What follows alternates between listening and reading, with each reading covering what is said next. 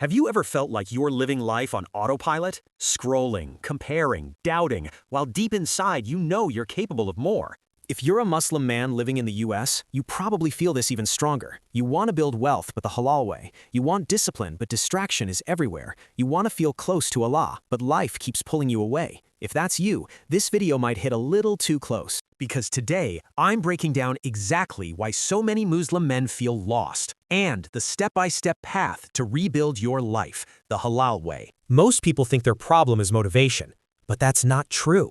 The real problem is this: you're living without a framework.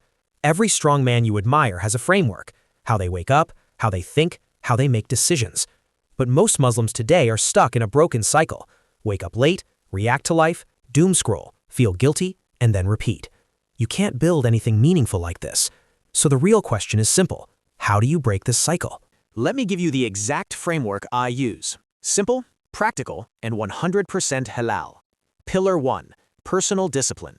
You don't need to become a monk. You just need structure, fixed wake-up time, 30 minutes Quran or reflection, one daily win, no dopamine overload before noon. Discipline isn't about being perfect, it's about making your future self proud. Pillar 2. Halal wealth building. You don't need to chase haram shortcuts. There are halal paths everywhere: high-income digital skills, halal investing, online business, content creation, productized services. Pillar 3. Islamic mindset and identity. Confidence comes from identity, and identity comes from repetition. You are not behind, not broken, not finished. You are a Muslim. You are designed for excellence, and you are meant to lead, not to follow. If you want to rebuild your life, start here. Choose one habit for discipline, one halal skill to learn, and one Islamic practice to strengthen. That's it. Not 20 things, just 3.